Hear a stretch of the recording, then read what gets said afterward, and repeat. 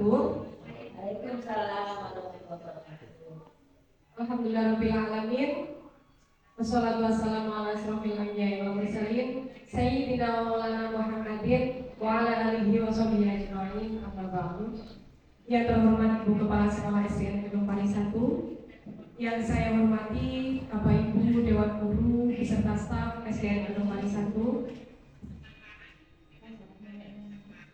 Dalam hal ini alhamdulillahirabbil alamin, kita masih diberikan kesempatan pada siang hari ini, diberikan sehat sehingga pada siang hari ini kita bisa melaksanakan kegiatan, salah satunya yaitu diskriminasi dari CGP angkatan 11 dari Ibu Rina Widyastuti. Tak lupa sholawat serta salam tetap berlimpah curahkan kepada junjungan kita Nabi Muhammad SAW yang telah menuntun kita menuju jalan yang terang benderang, yaitu agama Islam. Bapak Ibu, sebelum acara pada siang hari ini kita mulai, marilah kita baca dengan Ummul Quran dengan harapan semoga acara pada siang hari ini bisa berjalan dengan lancar dan tentunya membawa manfaat untuk kita semuanya. Al-Fatihah.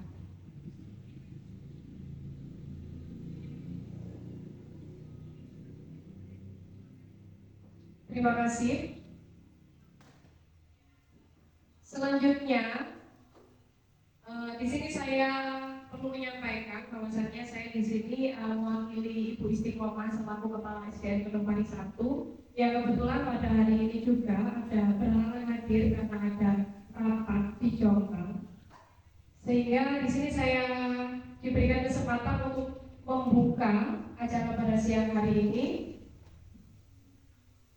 Dan nantinya acara ini akan saya serahkan kepada Bu Rina selaku CGP Angkatan 11 yang akan menyampaikan materinya terkait budaya positif.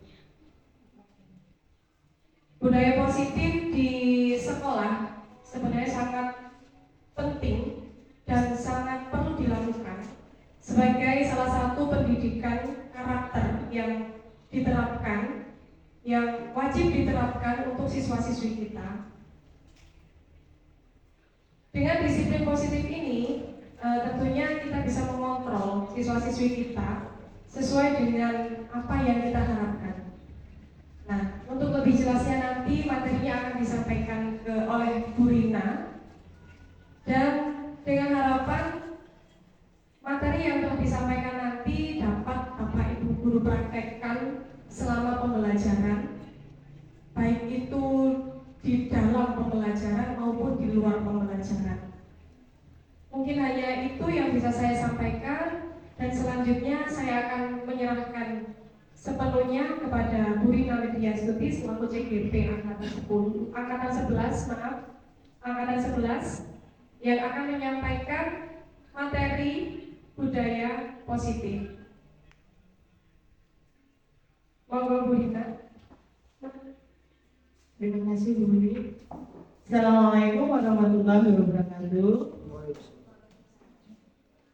Sebelumnya saya mengucapkan terima kasih kepada Bapak Ibu sekalian yang menyempatkan waktu di sela-sela kegiatan peringatan 17 Agustus yang kita selenggarakan di sekolah kita hari ini.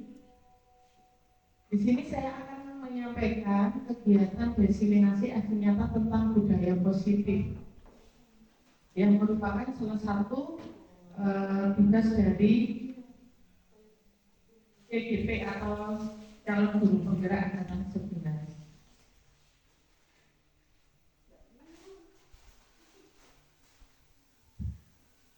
Nah,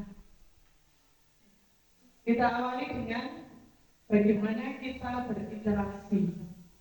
Hadir seutuhnya, present mindful, tenangkan hati dan pikiran, berdamai sejenak dengan semua beban untuk hadir seutuhnya di dalam ruangan ini. Saya harap nanti setelah kegiatan ini saya sedikit menularkan, intinya sedikit berbagi pengetahuan atau kompetensi tentang budaya positif. Nah, tujuan kegiatan diseminasi hari ini adalah berbagi praktek baik dengan rekan sejawat dalam menciptakan budaya positif di SDN Kedung Pari 1.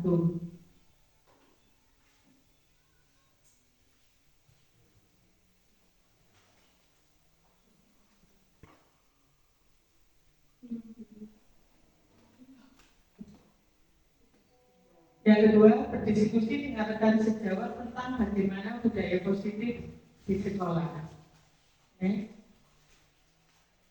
Nah, saya ucapkan selamat datang para guru hebat SDN Kedung Pari 1.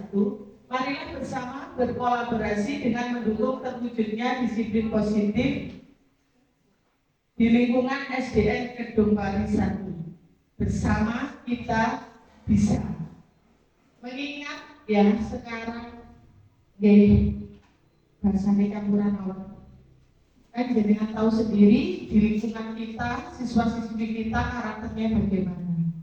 Sangat penting sekali budaya positif di lingkungan sekolah untuk menumbuhkan karakter pada setiap peserta didik. Kalau saya sendiri yang bergerak tidak akan mungkin. Jelas saya membutuhkan rekan-rekan semua. Kita berkolaborasi, saling berpegangan tangan untuk menyukseskan disiplin positif di SDN Kedung Pari 1. Kesepakatan kita hari ini ya. Saling menghargai, menghormati pendapat orang lain, handphone harap di silent, fleksibel ya. Semua peserta berhak mengemukakan pendapat. Apa perlu ditambahkan? Ada yang perlu ditambahkan? Monggo. Sepakat, oke? Sepakat, langsung next. Nah, lingkungan positif. Lingkungan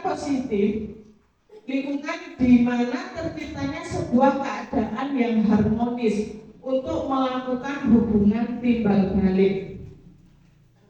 Kalau menurut jenengan lingkungan yang positif itu bagaimana? Lingkungan positif tidak ada bullying, tidak ada aduan anak berkata kotor, tidak ada anak bertengkar. Itulah lingkungan yang positif. Saling menghormati, saling menghargai. Nah, apakah makna dari budaya positif? Budaya positif merupakan perwujudan dari nilai-nilai atau keyakinan universal yang diterapkan di sekolah. Budaya positif diawali dengan perubahan paradigma tentang teori kontrol. Selama ini barangkali kita sebagai pendidik merasa berkewajiban mengontrol perilaku siswa yang agar memiliki perilaku yang sesuai dengan yang diharapkan. Kita kan selalu mengharapkan ya peserta didik kita itu mempunyai karakter yang bagus, nurut, gak gelut-gelutan, gak sing meso, gak sing tukaran. Itu harapan kita. Semua berharap seperti itu. Kita inginnya kamu harus gini, kamu harus gini. Nah, dengan kegiatan seperti itu berarti kita tidak memunculkan hal itu dari hati para peserta didik kita. Dia seperti itu karena takut pada gurunya. Seperti halnya ya contoh saat kelas 1 guru misalkan disiplin karena saat kelas 2 merasa bebas berubah lagi. Kadang-kadang kita heran dulu waktu di kelas 1 seperti ini kok, kelas 2 seperti ini, kelas 3 kok seperti ini. Karena itu tidak dari hatinya sendiri, bukan kesadaran mereka sendiri. Lanjut ya. 6 konsep dasar budaya positif. Yang pertama, disiplin positif dan nilai-nilai kebajikan universal. 2 teori motivasi, hukuman, penghargaan, restitusi. 3 keyakinan kelas. 4 kebutuhan dasar manusia dan dunia berkualitas. 5. Restitusi pada 5 posisi kontrol. Dan yang terakhir adalah restitusi segitiga restitusi. Okay? Lanjut ya. Perubahan paradigma.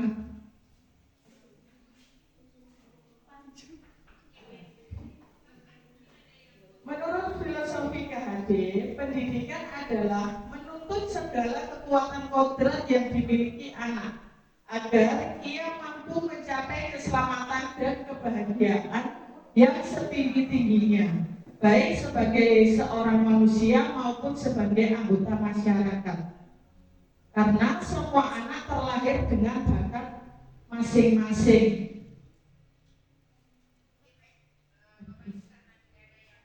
Merupakan tugas guru menuntun bakat tersebut agar anak tumbuh dengan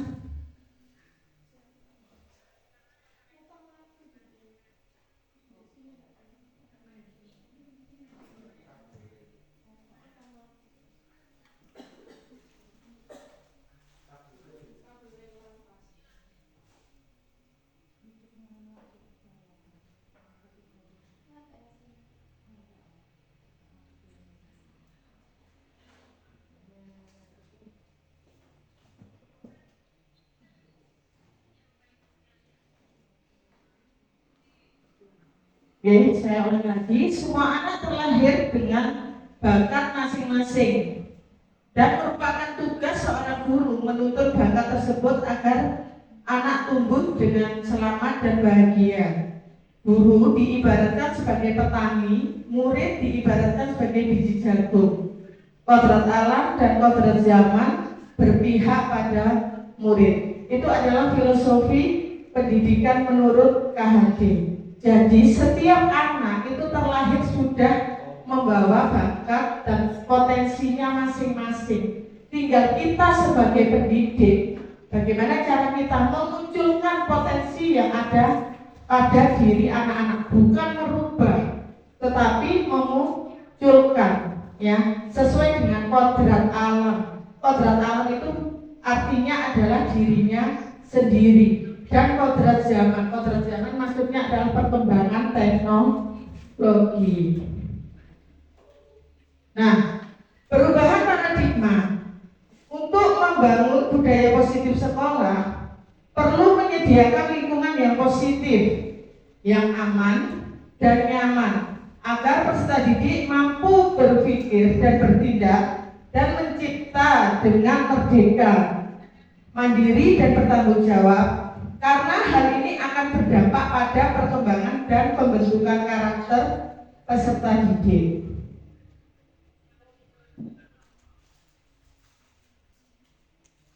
Pembelajaran dengan paradigma baru. Karena pembelajaran dengan paradigma baru sebenarnya dari dulu pembelajaran harus berpihak pada murid.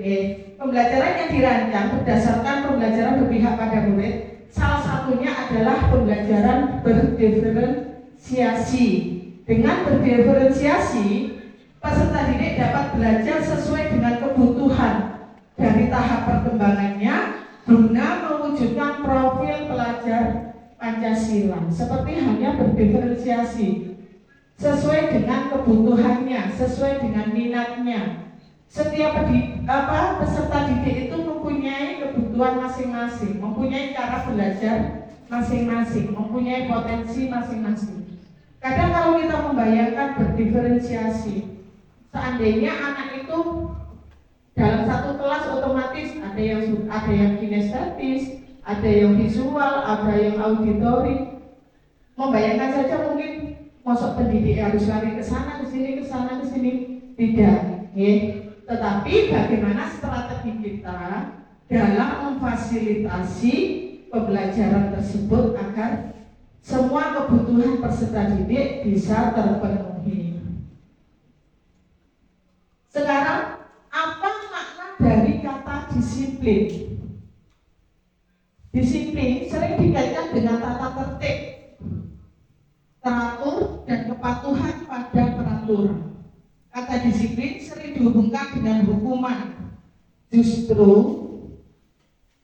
itu adalah salah satu alternatif terakhir, dan kalau perlu tidak digunakan sama sekali, karena hukuman bukan memberi efek jerah untuk jangka panjang, tetapi hanya bersifat sementara. Menurut pengalaman pribadi saya sendiri juga, kalau saya rasakan selama ini, ternyata dengan misalkan sifat kita yang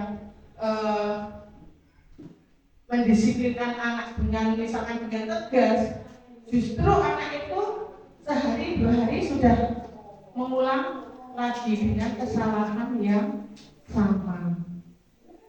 Ya, Hajar Dewantoro dan Jerry Gosen mengartikan disiplin adalah bentuk kontrol diri, yaitu belajar untuk mengontrol diri agar dapat mencapai suatu tujuan mulia.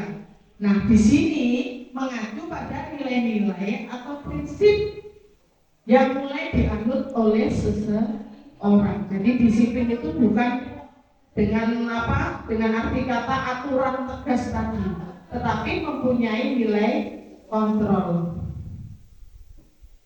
Nah, disiplin positif. Sebagai pendidik, tujuan kita adalah menciptakan anak-anak yang memiliki disiplin diri, sehingga mereka bisa berperilaku dengan mengacu pada nilai-nilai kebajikan universal dan memiliki motivasi intrinsik, bukan ekstrinsik. Disiplin positif merupakan salah satu cara penerapan disiplin yang bertujuan untuk menumbuhkan kesadaran serta memberdayakan anak untuk melakukan sesuatu tanpa adanya ancaman. Nah, sekarang coba dengan kata-kata itu tadi, disiplin tanpa ada ancaman. Kalau menurut panjenengan sedanten ke peserta didik kita, pengalaman yang sudah maksudnya, menurut Anda apakah bisa atau berhasil? Nah, semua tergantung karakter dari pribadi anak masing-masing, betul, dan juga lingkungan. Karena menurut saya penerapan disiplin itu bukan hanya dari sekolah saja, tetapi dari lingkungan rumah juga. Karena anak lebih banyak waktu pada saat di rumah. Di sekolah dia hanya berapa jam? Hanya 8 jam, 9 jam kan? Nah, lebih banyak di rumah. Jadi pengaruhnya itu lebih besar di rumah. Nilai-nilai kebajikan universal, suatu nilai-nilai yang telah disepakati bersama terlepas dari bangsa, agama, bahasa maupun latar belakangnya, sesuai dengan profil pelajar Pancasila. Nilai-nilai kebajikan universal itu sesuai dengan nilai dari profil pelajar Pancasila. Ini 5 kebutuhan dasar manusia. 5 kebutuhan dasar manusia inilah yang juga yang harus dimiliki setiap anak. 1. Kebutuhan bertahan hidup. 2. Kasih sayang dan rasa diterima. 3. Penguasaan. 4. Kebebasan. 5. Kesenangan. Kebutuhan bertahan hidup. Kebutuhan ini bersifat fisiologis seperti kesehatan, rumah, makanan. Juga kebutuhan akan rasa aman. Kasih sayang dan rasa diterima, kebutuhan anak ingin disayangi, ingin diterima di lingkungan sosial atau kelompok, misalkan seperti halnya kalau di kelas itu anak-anak yang suka mencari perhatian dari gurunya. Tidak semua anak yang nakal atau aktif itu karena dia itu nakal. Mesti semua ada alasannya. Bisa juga karena dia salah satu kebutuhan dari 5 kebutuhan dasar dia itu ada yang tidak terpenuhi. Misalkan dia broken home, kurang kasih sayang di rumah, Sehingga bagaimana caranya dia berusaha mencari perhatian oleh pada gurunya. 3, penguasaan, kebutuhan pengakuan atas kemampuannya. Misalnya anak yang mau menang sendiri, selalu menguasai kelas, ingin jadi pemimpin, seperti halnya pada saat baris. Dia selalu ingin di depan, tidak pernah mau bergantian dengan temannya. Nah, itu termasuk kebutuhan penguasaan. Kemudian kebutuhan kebebasan untuk kemandirian, ya. Dia memiliki pilihan sendiri, ingin belajar dengan caranya sendiri, ingin mengerjakan dengan caranya sendiri, tanpa mau mempedulikan atau instruksi dari gurunya. Kemudian kebutuhan akan kesenangan, kebutuhan untuk mencari kesenangan, bermain dan tertawa. Misalnya jika dia bosan pada pelajarannya, ada salah satu contoh ya di kelas saya sendiri kelas 1 Naja itu. Sedang asik-asiknya belajar, tenang, tiba-tiba dia berteriak. Wah, sering seperti itu. Mulai bengok-bengok. Nah, mungkin dia merasa bosan, dia biasakan seperti itu, dia mencari kesenangannya sendiri. Teori motivasi perilaku manusia. Motivasi merupakan dorongan yang timbul pada diri seseorang secara sadar atau tidak sadar untuk melakukan suatu tindakan dengan tujuan tertentu. Nah, contoh motivasi eksternal untuk menghindari ketidaknyamanan atau hukuman. Apa yang akan terjadi bila saya tidak melakukan? Itu adalah motivasi eksternal. Terus untuk mendapatkan imbalan dari seseorang atau institusi, apa yang akan saya dapatkan bila saya melakukan? Kemudian ada juga untuk menghargai diri sendiri, menjadi insan sesuai harapan. Saya akan menjadi orang seperti apa bila melakukannya. Itu adalah motivasi internal dari tujuan positif. Sama halnya gini, dia melakukan sesuatu, misalkan membantu guru, karena dia ingin mendapatkan pujian, karena dia ingin dihargai. Terus dia juga misalkan dia cari muka di depan temannya. Nah, seperti itu bisa juga. Itu adalah motivasi eksternal. Tapi kalau motivasi internal itu adalah dia ingin menghargai dirinya sendiri, menjadi insan yang sesuai dengan harapan kita. Konsep disiplin dengan identitas gagal. Ada hukuman, ada penghargaan. Hukuman bersifat meyakinkan, tidak nyaman untuk murid menjadi takut, memaksa murid, menyembunyikan kesalahan murid, dan menjadi rendah diri. Itu akibatnya kalau kita memberikan suatu hukuman. Kemudian penghargaan, seperti halnya dulu itu ada ranking atau yang dijadikan di CDW kok dapat permen, ya kan? Tapi dia akhirnya suatu saat dia termotivasi mengerjakan karena dia ingin mendapatkan penghargaan, bukan dari dirinya sendiri. Akhirnya dia ini, nggak buruan yang apa-apa, ya wes aku ora usah maju, aku alon-alon. Nah, itu berarti tidak muncul dari dirinya sendiri. Penghargaan tidak efektif, merusak hubungan, memberi sifat iri. Paling iko-iko aja mesti sedisik sekali hadiah. Mesti ada seperti itu, ya kan? Justru saya yakin Bapak Ibu guru juga pernah kan mengalami hal seperti itu. Intinya gimana ya caranya biar peserta didik saya itu aktif, gak sing umum dengan berbagai cara, misalkan mengerjakan tugas, diberi reward.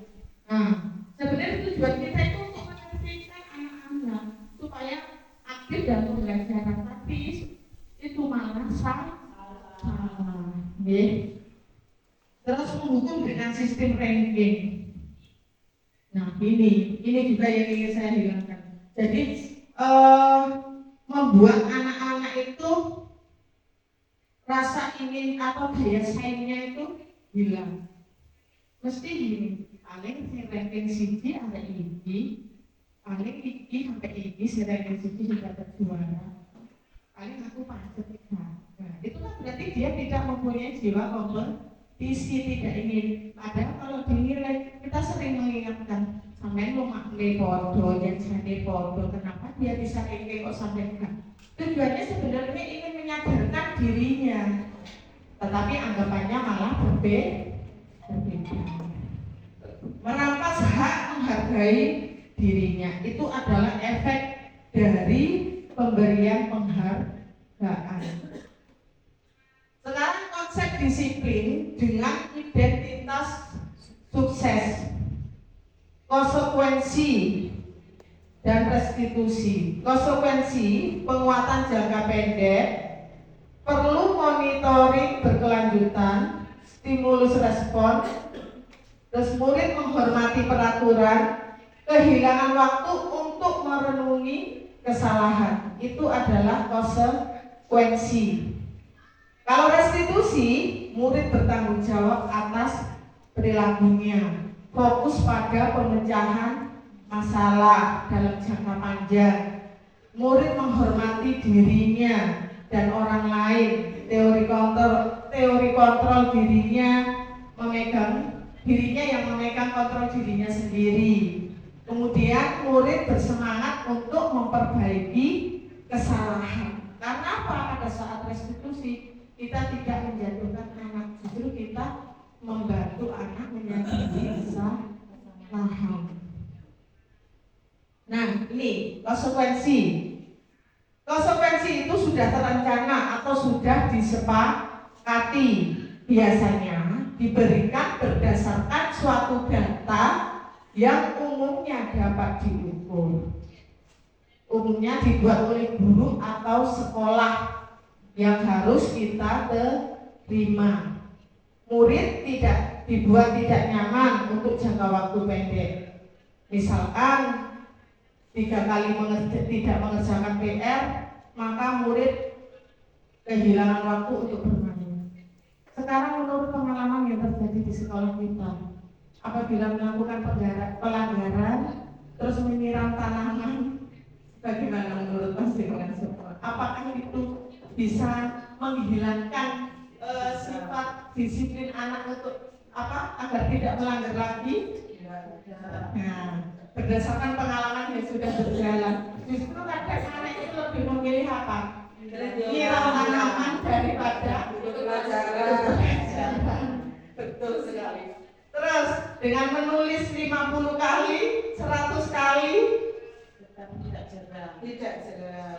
Ya, kalau dari hasil pengamatan saya pribadi juga gitu. Ternyata hal itu malah menjadi suatu hal yang biasa untuk anak-anak. Nah, nulis, aku kan nulis di kantor sambil pelajaran. Akhirnya seperti itu, tidak ada efek jerah ataupun tidak muncul kesadaran untuk tidak mengulang lagi.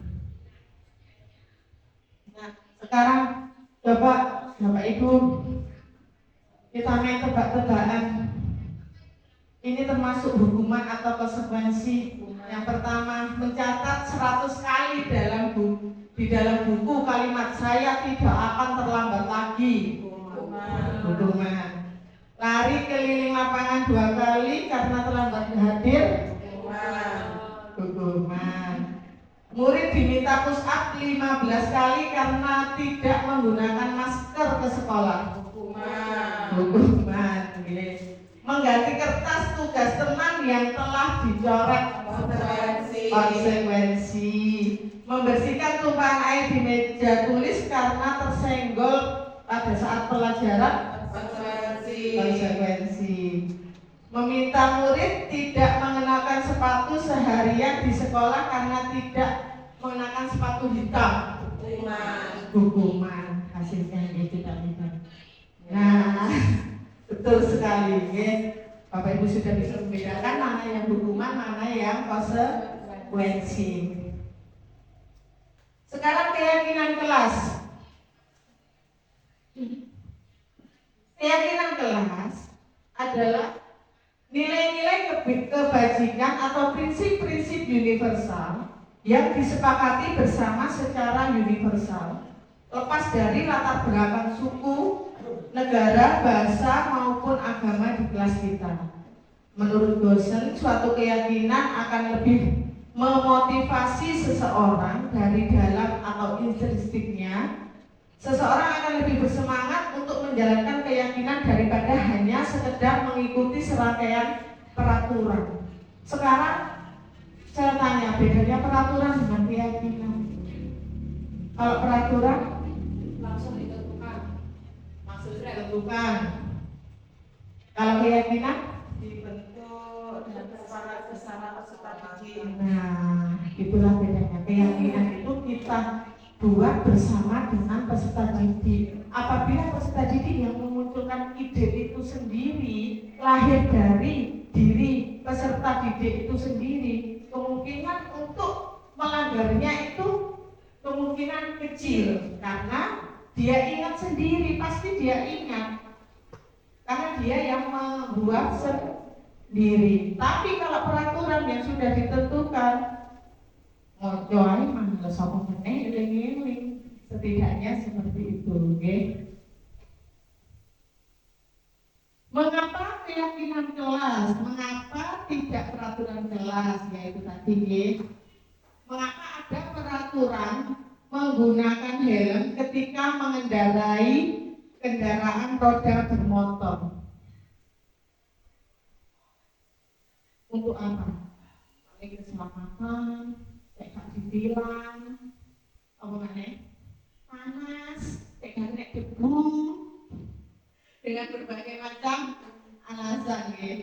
Nah, seseorang akan tergerak dan bersemangat untuk menjalankan keyakinannya karena motivasi dari diri dalam dirinya sendiri atau instruksi, ya, daripada hanya sekedar mengikuti, yaitu tadi dari helm. Kan biar tak panas, biar tak tilang, biar tak kena tilang. Nah, itu dari dirinya sendiri. Nah, sini kamu kembangkan ya nggak ke polisi. Nah, berarti tujuannya biar apa? Biar nggak kepanasan, biar nggak kena angin. Pembentukan keyakinan kelas, tentunya Bapak Ibu sudah membuat keyakinan kelas. Keyakinan kelas bersifat abstrak daripada peraturan yang lebih rinci dan konkret. Keyakinan kelas merupakan pertanyaan-pertanyaan yang universal. Terus pernyataan keyakinan kelas senantiasa dibentuk dalam bentuk positif. Keyakinan kelas hendaknya tidak terlalu banyak sehingga mudah diingat dan dipahami. Semua warga kelas sebaiknya ikut berkontribusi dalam membuat kegiatan lewat curah pendapat. Misalkan membuat itu tadi loh, keyakinan kelas dengan melibatkan peserta didik. Semua punya ide apa, kita tampung semuanya. Bersedia meninjau kembali keyakinan kelas dari waktu ke waktu. Misalkan, oh keyakinan kelas ini kok tidak ada perubahan, kok perubahannya hanya berapa persen? Bagaimana sikap kita, langkah kita selanjutnya? Coba kita rubah lagi, kita ingatkan seperti itu. Prosedur pembuatannya, pertama mempersilahkan warga sekolah atau murid untuk bercurah pendapat, mengungkapkan idenya, mengungkapkan gagasannya. Ayo kamu punya usul apa? Kita tampung semuanya. Kemudian guru mencatat semuanya masukan dari warga atau dari siswa. Kemudian dari peraturan-peraturan tersebut atau ide-ide tersebut kita ubah menjadi dari kalimat negatif menjadi kalimat positif, ya. Kemudian ditinjau lagi pendapat-pendapat tadi, ditinjau ulang secara bersama-sama. Setelah itu keyakinan sekolah atau keyakinan kelas selesai dibuat dan disepakati bersama-sama. Oh, setuju ya, seperti ini ya keyakinan kelas kita. Dari usulan yang sekian banyak tadi, ada kalimat, tentunya kan ada kalimat positif, negatif. Nah, kita meluruskan kalimat tersebut. Waktu meluruskan kita melibatkan anak. Waktu memilah kita melibatkan anak. Setelah itu pada saat menyepakati juga anak dilibatkan. Setelah selesai baru ditempel di dinding kelas. Itu salah satu jalan supaya keyakinan kelas itu lebih bermutu, lebih gimana ya, biar mendapatkan hasil. Nah, ini salah satu dokumentasi kegiatan keyakinan kelas yang saya lakukan di kelas 1 ya. Nah, pertama saya mengumpulkan ide dari anak-anak, saya tampung semuanya. Bisa juga kalau Bapak Ibu dari anak kelas tinggi menggunakan stick note misalkan, ditampung anak-anak memberikan usul ide tadi, dikumpulkan di depan semuanya, kemudian anak-anak diajak berunding. Oh, ini harusnya kalimatnya seperti ini harusnya kalimatnya seperti ini. Kemudian sampai akhirnya disepakati bersama untuk kenyamanan kegiatan pembelajaran di kelas.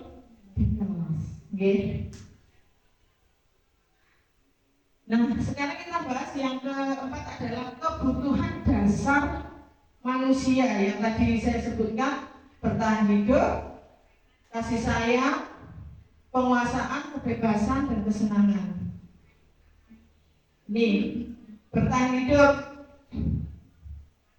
Kebutuhan bertahan hidup adalah kebutuhan yang bersifat fisiologis, misalnya kesehatan, rumah, dan makanan. Kebutuhan biologis sebagai bagian dari proses reproduksi, termasuk kebutuhan untuk dapat bertahan hidup. Komponen psikologis pada kebutuhan ini meliputi kebutuhan akan rasa aman. Ya, ini 5 kebutuhan dasar yang dimiliki setiap anak. Kita juga sama, kita juga memiliki hal itu secara tidak langsung. Cuma ya jujur, saya kenalnya baru sekarang begitu sepengalaman. Terus kebutuhan kasih sayang dan rasa diterima, kebutuhan untuk disayangi dan diterima, meliputi kebutuhan akan hubungan, koneksi sosial, kebutuhan untuk memberi dan menerima kasih sayang, kebutuhan untuk merasa menjadi bagian dari satu kelompok. Kemudian kebutuhan ini juga meliputi keinginan untuk tetap terhubung dengan orang lain seperti teman, keluarga. Sepertinya juga seperti halnya di kelas panjenengan semua tentu menemukan kadang ada anak yang merasa tidak punya teman, merasa dikucilkan.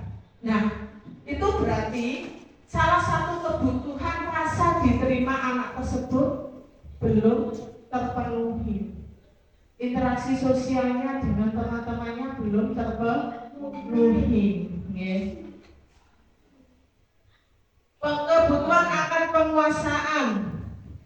Nah, kebutuhan ini berhubungan dengan kekuatan untuk mencapai sesuatu, menjadi kompeten, menjadi terampil, diakui atas prestasi dan keterampilan kita. Kebutuhan ini meliputi keinginan untuk dianggap berharga, bisa membuat perbedaan, bisa membuat pencapaian, kompeten, diakui dan dihormati. Kemudian kebutuhan akan kebebasan. Kebutuhan akan kebebasan adalah kebutuhan akan kemandirian, otonomi, memiliki pilihan dan mampu mengendalikan arah hidup seseorang. Anak-anak itu juga butuh dengan kebebasan. Mungkin malah kebebasan yang tinggi yang diinginkan mereka. Mereka perlu banyak bergerak, suka mencoba-coba, tidak terlalu berpengaruh dengan orang lain, tetapi dia senang mencoba dengan hal yang baru. Misalkan kita memberikan suatu metode pembelajaran yang baru, pasti anak itu akan lebih antusias karena menurut mereka itu adalah hal yang baru mereka alami atau baru mereka lihat, menurut mereka menarik. Kebutuhan akan kesenangan. Nah ini kebutuhan untuk mencari kesenangan, bermain dan tertawa. Bayangkan ya, kita hidup tanpa kenikmatan apapun. Betapa menyedihkan ya, menghubungkan kebutuhan kesenangan dengan belajar. Kemudian semua hewan dengan tingkat intelijensi tinggi, anjing, lumba-lumba, primata bermain. Saat mereka bermain, mereka hanya mempelajari keterampilan hidup. Ya, padahal manusia itu berbeda. Nih contoh kasus nih. Ibu Ambar adalah guru kelas 2A. Ini contoh kasus, nanti atau tebak termasuk 5 kebutuhan dasar manusia yang manakah dari kasus Bu Ambar itu. Ibu Ambar guru kelas 2A di SD Negeri Ambon. Sedang bingung menghadapi ulah Doni. Beberapa anak kelas 2 mengeluhkan Doni seringkali meminta bekal mereka dengan paksa. Kira-kira apa alasan Doni melakukan itu? Dari 5 kebutuhan dasar tadi, yaitu sering meminta bekal temannya, minta halus, tapi maksa. Berarti termasuk apa? Menurut jenengan? Dari 5 kebutuhan dasar tadi loh, bertahan hidup, rasa aman, rasa ingin diterima, kesenangan, kebebasan. Kalau dia suka merebut makanan atau bekal temannya, kebutuhan apa? Bertahan hidup, kebebasan, terus kesenangan juga, bisa juga dia hanya mencari perhatian ya. Saat butuh makanan pada dia bawa makanan sendiri bisa juga. Nah ini, jika alasannya karena lapar dan orang tuanya tidak membawakan bekal, maka kebutuhan dasar yang ingin dipenuhi Doni adalah kebutuhan untuk bertahan hidup. Namun jika alasannya dia ingin merasa senang, temannya jadi memperhatikan dia, berarti dia ingin memenuhi kebutuhan akan kasih sayang dan rasa diterima. Namun jika alasannya dia merasa hebat, aku jagoan enggak satu semuanya enggak kepangan satu, misalkan seperti itu. Nah, temannya takut, membuat temannya takut. Nah, kebutuhan penguasaan yang ingin dia penuhi. Namun jika alasannya karena merasa bosan, bekal makanan yang dibawakan ibu seperti halnya Rahmat, dibawani Pak Butoan, bosan dia, akhirnya dia membuat ulah. Nah seperti itu, berarti dia kebutuhan yang ingin dipenuhi adalah kebebasan, kebutuhan hak pilihan. Dia minta ayam pakai gondongan, misalkan seperti itu. Jika alasannya adalah iseng saja, ingin menikmati ekspresi wajah temennya, jajane dijaluk, bekali dijaluk, mesti kan terus koncone mesti ngadu ke gurunya. Nah, dia berarti ingin memenuhi kebutuhan akan kesenangan saja. Nah, dari sini ternyata coba jenengan anak-anak, berarti sikap anak-anak di kelas jenengan semuanya tentunya ada yang seperti itu. Nah, berarti dari sini kita memikirkan, oh ternyata nanti suatu saat nih, pada saat jenengan menemukan siswa ini kok sih hari ini kok ngene sih, ternyata begitu diselidiki latar belakangnya orang tua yang misalkan broken home atau gimana, oh ternyata dia kasih kekurangan kasih Tidak semuanya karena anak itu nakal. Anak sing umur kaya jadi nakal. Kita tidak boleh menjustis anak seperti itu. Kita harus tahu latar belakangnya, sebabnya, alasannya apa. Oke? Sekarang 5 posisi kontrol: penghukum, pembuat merasa bersalah, teman, pemantau, dan manajer. Penghukum. Seorang penghukum bisa menggunakan hukuman fisik maupun verbal. Orang-orang yang menjalani posisi penghukum senantiasa mengatakan bahwa sekolah memerlukan sistem atau alat yang dapat lebih menekan murid-murid lebih dalam lagi. Guru-guru yang menerapkan posisi hukum berkata, patuhi aturan saya, ikuti aturan saya. Aku salah, kamu harus dihukum. Nah, saya rasa teman-teman mungkin ada yang seperti itu, ya. Khususnya saya juga. Selama ini kadang ya seperti itu. Tapi beda-beda kalau di kelas. Seperti yang kata Budian tadi, pada saat di lapangan kita nggak mungkin mengondisikan anak dengan posisi sebagai manajer misalkan kita, tetapi jelas sebagai penghukum atau pemantau, melihat situasi dan kondisi juga. Nah, sebenarnya harusnya tidak seperti itu. Membuat merasa bersalah. Pada posisi ini biasanya guru akan bersuara lebih lembut. Membuat rasa bersalah akan menggunakan keheningan yang membuat orang lain merasa tidak nyaman, bersalah atau rendah hati. Kata-kata yang keluar dengan lembut akan seperti, ibu sangat kecewa dengan apa yang kamu lakukan. Berapa kali bapak harus memberitahu kamu kenapa kok mengulangi lagi? Coba kalau orang tuamu tahu bagaimana kalau tahu kamu begini. Nah, itu kita memunculkan ke anak, dia itu merasa bersalah atas perbuatan yang dia lakukan sendiri.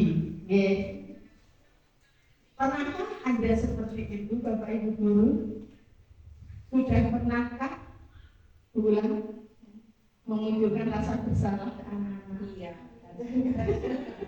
Ya Allah, balik-balik macet ya Allah, nadanya yang halus ya, kadang itu kita seperti kita kemarin ya udah nikah, apa teman-teman saya kapus ini udah lapor sih, tapi jadi apa sih?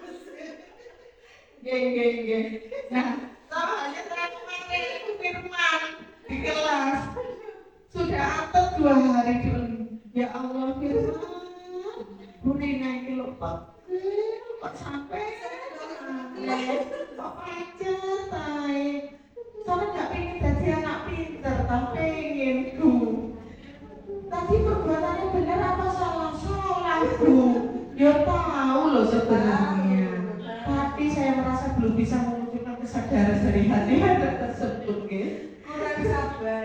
betul Sabar nanti. nah kita juga bukan hanya anak-anak yang perlu kita kontrol emosinya, kita juga dari kita sendiri dulu.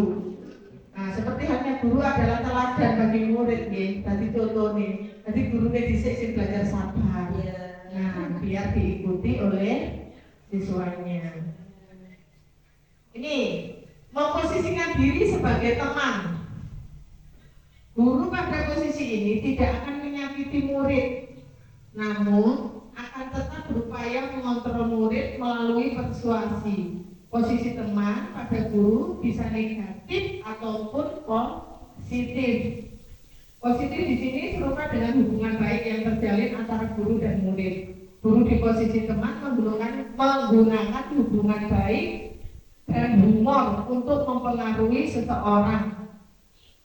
Misalkan dengan berkata, ayolah bantu demi ibu, demi bapak, demi ibu guru, demi bapak, bantulah. Kamu bersikap tertib sebentar saja, misalkan seperti itu. Terus, ayo Yuk ingat, tidak bantuan Bapak selama ini. Bu selalu misalkan gini, sampai nggak bisa nulis loh, dibantu Bu Aula nulis. Masuk sampai nggak pengen bantu Bu Aula, misalkan seperti itu. Itu kita memposisikan sebagai teman ke anak-anak, misalkan gini, ya sudah kali ini tidak apa-apa, Bu Rina bantu, tapi lain kali dibereskan sendiri ya. Tapi kita manusiawi ya, yang namanya emosi belum seperti itu sudah meledak-meledak. Sekarang sebagai kontrol diri sebagai pemantau. Memantau berarti mengawasi, ya. Pada saat kita mengawasi, kita bertanggung jawab atas perilaku orang-orang yang kita awasi. Posisi pemantau berdasarkan pada peraturan-peraturan dan konsekuensi dengan menggunakan sanksi atau konsekuensi kita dapat memisahkan hubungan pribadi kita dengan murid. Kita dapat memisahkan hubungan pribadi dengan murid sebagai seorang yang menjalankan posisi pemantau. Nah, pertanyaannya itu seperti ini kalau posisi pemantau. Peraturannya apa? Apa yang sudah kamu lakukan? Saya tidak membawa topi, Pak. Saya tidak memakai atribut sekolah, Pak. Terus sanksinya apa? Konsekuensinya apa? Kalau tidak memakai topi, tidak memakai atribut sekolah. Saya siap berdiri di depan misalkan seperti itu. Karena itu sudah konsekuensi, sudah peraturan. Justru hal itu bisa menjauhkan hubungan kita dengan anak, hubungan pribadi kita. Misalkan negatifnya ya, jangan berlaku dengan dirinya, jangan berlaku dengan dia mesti. Misalkan seperti itu, karena sing biasa bengok-bengok itu dirinya kan ibu. Iya. Nah seperti lihat lewat aja wes bablas kira kafe. Nah kayak berandong liwat. Seperti saya dulu juga merasa gitu sampai akhirnya gini, ya Allah apa aku itu sebegitu menakutkan kan sampai seperti itu. Ya kadang itu merasa nggak enak juga ya di keadaan seperti itu. Tapi gimana? Orang kita mau yang ingin mendisiplinkan anak, mendidik anak, kita nggak mungkin anak anteng diem manut mau progres, orang-orang diseneni, kan tidak mungkin berlaku seperti itu. Tapi setelah saya mempelajari ini, saya lebih menyadari ternyata tindakan saya kemarin itu seperti itu salah. Ada langkah yang lebih baik supaya hubungan pribadi kita dengan murid itu tetap berjalan baik, berjalan positif. Nah ini posisi terakhir sebagai manajer. Manajer adalah posisi di mana guru berbuat selalu bersama dengan murid, mempersilakan murid mempertanggungjawabkan perilakunya, mendukung murid agar dapat menemukan solusi atas permasalahannya sendiri. Nah, seorang manajer telah memiliki keterampilan posisi teman maupun pemantau. Dan dengan demikian bisa jadi waktu-waktu tertentu kembali menjadi kepada kedua posisi tersebut bila dia merdeka, mandiri, dan bertanggung jawab. Ya. Maka kita perlu mengacu pada restitusi, yang dapat menjadikan murid kita seorang manajer bagi dirinya sendiri. Nah, posisi manajer ini adalah posisi bagaimana kita membantu peserta didik kita atau murid kita menyadari kesalahannya, mengungkapkan sendiri kesalahannya, menunjukkan sendiri solusinya nanti apa. Kita hanya membimbing. Itu adalah posisi manajer. Nah, seorang manajer biasanya berkata gini, apa yang kita yakini itu kembali mengingatkan ke keyakinan kelas. Kemudian, apakah kamu meyakininya? Jika kamu meyakininya, apakah kamu bersedia memperbaikinya? Jika kamu memperbaiki ini, hal ini menunjukkan kenapa tentang dirimu. Terus jika membaiki ini, hal ini menunjukkan kenapa tentang dirimu. Apa rencanamu untuk memperbaiki hal ini?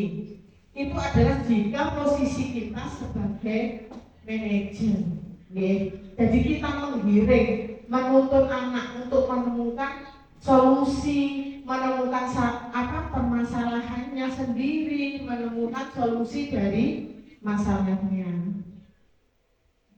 Nah, restitusi ini proses menciptakan kondisi bagi murid untuk memperbaiki kesalahan mereka sehingga mereka bisa kembali ke dalam kelompok mereka dengan karakter yang lebih kuat. Itu adalah restitusi. Penerapan segitiga restitusi. Ada 3 tahapan dalam penerapan segitiga restitusi. Menstabilkan identitas, validasi tindakan yang salah, kemudian menanyakan keyakinan kelas. Menstabilkan identitas, kita semua akan melakukan hal terbaik yang bisa kita lakukan. Ya, setiap orang pasti pernah melakukan kesalahan.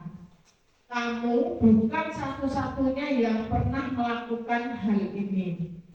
Itu adalah hal-hal atau pertanyaan yang kita tanyakan pada saat kita menstabilkan identitas pada peserta didik kita. Kemudian yang kedua, validasi tindakan yang salah.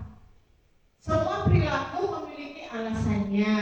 Kamu tentunya punya alasan kenapa kamu begini, kenapa kamu seperti ini, kenapa kamu bertengkar, kenapa sampai terlambat, kenapa pakai sepatunya salah. Nah, adakah cara yang lebih efektif untuk mendapatkan apa yang kamu butuhkan? Nah, itu menggiring dia menemukan solusinya. Kemudian yang ketiga adalah menanyakan keyakinan. Kita semua memiliki motivasi internal, dari dalam dirinya sendiri. Keyakinan kelas apa yang sudah disepakati, diingatkan. Kamu ingin menjadi orang seperti apa? Jadi tujuannya adalah dia memperbaiki dari kesalahannya. Nah ini salah satu contohnya ya. Menstabilkan identitas untuk membuat anak yang merasa gagal berbuat salah menjadi positif terhadap dirinya. Gurunya berkata gini, berbuat salah, oh itu tidak apa-apa. Tidak ada manusia yang sempurna. Saya juga pernah melakukan kesalahan yang sama. Kita bisa menyelesaikan hal ini. Bapak Ibu tidak tertarik mencari siapa yang salah, tetapi ingin mencari solusi dari permasalahannya. Kamu berhak merasa begitu. Apakah kamu sedang menjadi teman yang baik buat dirimu sendiri? Itu adalah perkataan-perkataan yang kita gunakan pada saat kita menstabilkan identitas pada anak tersebut yang setelah misalkan melanggar keyakinan tadi. Validasi tindakan yang salah, membantu siswa mengenali kebutuhan yang ingin dipenuhi ketika melakukan kesalahan. Gurunya hanya berkata gini, kamu bisa saja kan melakukan hal yang lebih buruk dari itu, tapi kamu tidak melakukannya. Kamu pasti punya alasan kenapa kamu melakukan hal tersebut. Apa yang penting bagi kamu? Maukah kamu belajar cara lain untuk mendapatkan yang kamu butuhkan tanpa harus memukul, misalkan untuk anak yang berkelahi, apa kamu besok bisa melakukan hal yang lebih baik? Nah, itu adalah perkataan-perkataan pada saat kita memvalidasi tindakan yang salah pada anak tersebut. Kemudian yang ketiga adalah menanyakan keyakinan kelas. Anak melihat kesalahannya dihubungkan dengan nilai-nilai kebajikan atau keyakinan kelas yang sudah disepakati. Kata-katanya gini, Bu. apa keyakinan kelas yang sudah kita sepakati bersama? Kita ingatkan kembali ke anak-anak. Karena dia yang membuat keyakinan kelas itu, otomatis dia akan ingat. Kan keyakinan kelas tadi tidak harus panjang, katanya singkat tapi mengenang ke anak, bersifat positif. Terus apa nilai yang kita percaya di kelas atau di sekolah kita? Kelas idaman seperti apakah yang kamu inginkan? Apa kamu ingin menjadi anak seperti apakah? Nah, dengan pertanyaan-pertanyaan itu kita menanyakan keyakinan ke anak tersebut. Kita munculkan. Nah, itu memunculkan solusi dari permasalahan yang telah mereka hadapi. Ini salah satu contoh penerapan segitiga restitusi yang saya lakukan.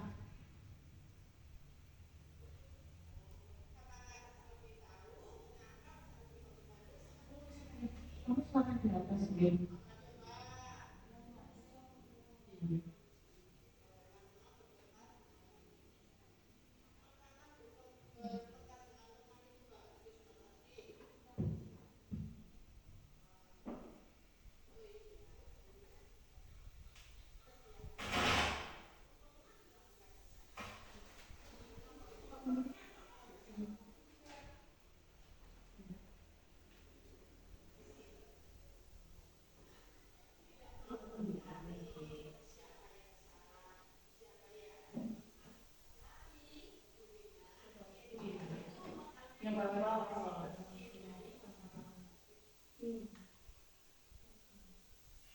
kira-kira alasan Mas Aldi berkelahi dengan Tuhan kemarin karena apa? Tentunya ada alasannya kan?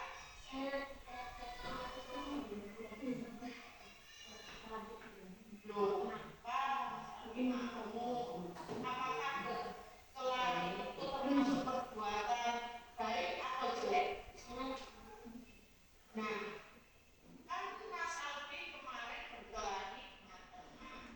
Sekarang gunakannya, ya. Apakah Mas Aldi masih ingat apa keyakinan kelas kita?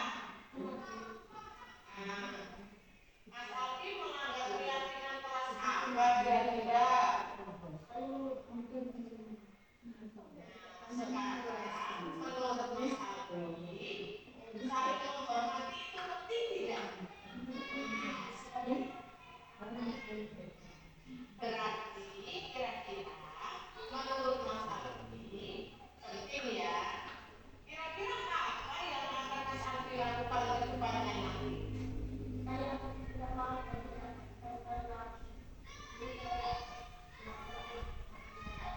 Bagus sekali Mas Aldi. Karena Mas Aldi sudah mau memperbaiki kesalahan Mas Aldi, sekarang Mas Aldi yang ke depannya ingin menjadi orang seperti apa?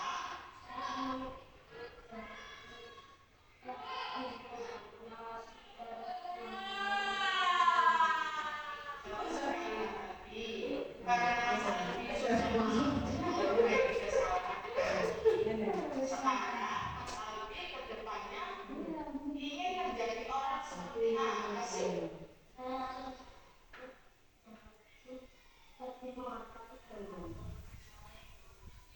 Bagus.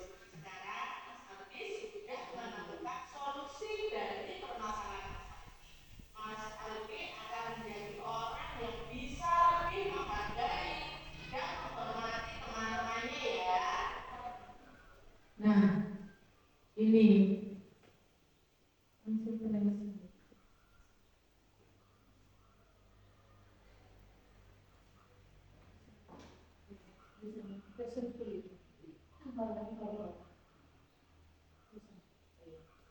Nah, itu tadi adalah salah satu cuplikan pengalaman pribadi pada saat saya melakukan restitusi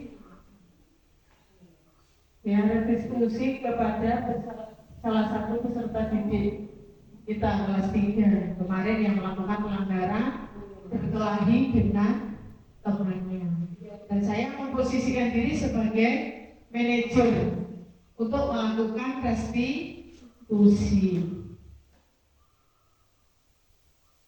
Nah ini salah satu contohnya juga. Kasusnya adalah ada Mbak Gita tidak memakai atribut sekolah. Ini tanggapannya, dan sekian, terima kasih. Saya mengucapkan banyak terima kasih atas rangkaian kegiatan hari ini. Saya ingin mendapatkan sedikit umpan balik tanggapan dari kegiatan diseminasi yang saya lakukan tadi. Monggo, Bapak, Ibu.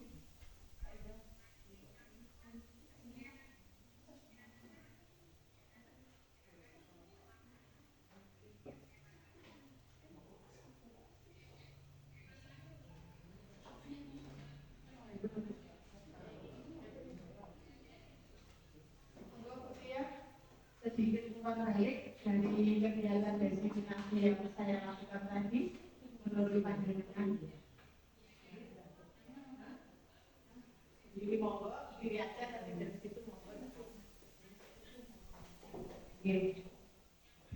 Terima kasih atas kesempatannya terkait dengan kegiatan diseminasi yang telah dilaksanakan oleh Bu Rina. Saya rasa ini sangat bagus sekali karena menjadi suatu gerakan yang baru juga bagi kita semua, di mana kita juga mendapatkan pengetahuan dan juga kita nantinya juga bisa menerapkan bagaimana disiplin positif atau budaya positif yang ada di sekolah, baik bersama dengan rekan guru dan juga dengan anak-anak. Nah ini menurut saya sudah sangat bagus Bu Rina, sangat memberikan informasi terkait bagaimana kita bertindak sebagai seorang guru dengan mengacu pada filosofi kehadir, di mana seorang guru itu seharusnya memang bisa menuntun dan membimbing murid untuk bisa mencapai potensinya sesuai dengan kodrat anak dan juga kodrat zaman. Itu saja mungkin dari saya Bu Rina. Terima kasih atas kegiatan hari ini, bisa memberikan pengetahuan dan juga pengalamannya kepada teman-teman. Saya kembalikan lagi kepada Bu Rina. Monggo. Terima kasih Bu Tia. Saya berharap dengan kegiatan kita saling berdiskusi atau berkolaborasi tadi, berbagi praktik baik tentang pengalaman serta sedikit pengetahuan saya tentang budaya positif itu tadi, kita bisa mengimplementasikan kepada peserta didik kita untuk mewujudkan budaya positif di lingkungan SDN Kedung Pari 1. Kita harus berkolaborasi, bekerjasama untuk mewujudkan hal tersebut. Karena hal tersebut tidak akan terwujud, tidak akan berjalan apabila saya berjalan sendiri. Kita membutuhkan kolaborasi dan kerjasama Bapak Ibu Pak Guru semuanya, serta anak-anak, serta wali murid, para pemangku kepentingan sekolah juga semua saling berkontribusi untuk mewujudkan disiplin positif atau budaya positif di sekolah SDN Kedung Pari 1. Mungkin Bu Titin bisa memberikan sedikit umpan balik dari kegiatan yang saya sampaikan hari ini. Ada kurang lebihnya bagaimana? Monggo Bu Titin. Terima kasih atas kesempatannya yang diberikan kepada saya. Untuk kegiatan dari Bu Rina, yaitu aksi nyata tentang budaya positif, tadi sudah dijelaskan secara jelas dan juga terperinci serta contoh-contohnya. Jadi harapannya nanti apa yang sudah dijelaskan oleh Bu Rina sedikit banyak itu adalah ilmu bagi kita, Bapak Ibu guru semua. Jadi nanti bisa diterapkan di kelas mulai dari kelas 1 sampai kelas 6, yaitu tentang budaya positif, apa itu misalkan hukuman, bagaimana konsekuensinya, seperti itu. Jadi harapannya nanti setelah kegiatan Bu Ina ini sedikit banyak memberi kita ilmu bagaimana cara menerapkan disiplin positif di kelas maupun di sekolah. Itu saja Bu Ina, terima kasih. Terima kasih Bu Titin. Mungkin ada pertanyaan dari Bapak Ibu atau ada yang kurang jelas? Oh, Bu Titin. Mungkin Bu Ina yang saya mau tanyakan bagaimana cara menerapkan disiplin positif yang efektif dilakukan di kelas secara jangka panjang. Terima kasih Bu Titin. Nah, untuk terkait pertanyaan dari Bu Titin tadi, bagaimana cara kita atau trik kita menerapkan disiplin positif di kelas kita secara biar efeknya itu jangka panjang, efektif.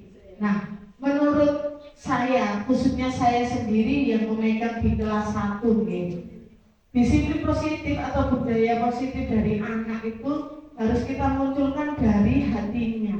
Kita perlu kerjasama atau kolaborasi dengan orang tua juga, karena lingkungan itu juga mempunyai pengaruh dalam pembentukan karakter dari setiap peserta didik. Kita di sekolah mendidik anak-anak, bertemu anak-anak hanya beberapa jam, tetapi lingkungan atau aktivitas anak-anak itu lebih banyak di rumah. Jadi kita perlu kolaborasi dengan orang tua, dengan wali murid. Kita pahami dulu karakter kita identifikasi latar belakangnya. Kita tidak boleh langsung menjustis anak ini nakal, mergo ngomongin, anak ini malas, mergo gak pernah garap PR, misalkan seperti itu.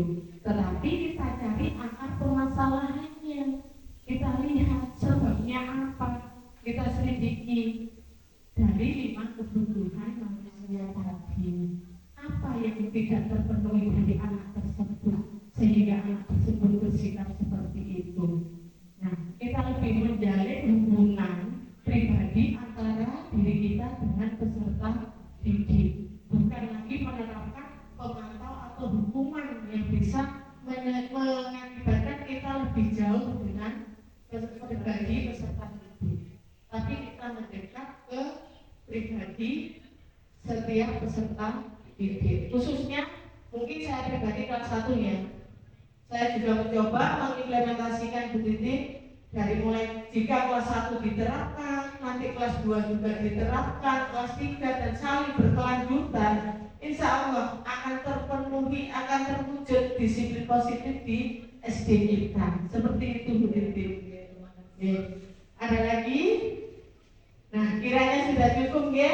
Terima kasih atas waktu Bapak Ibu Guru yang sudah memberikan waktunya, bersedia mengikuti diseminasi aksi nyata yang saya lakukan hari ini. Semoga sedikit pengetahuan atau sedikit ilmu yang saya imbaskan ini bermanfaat bagi panjenengan semua.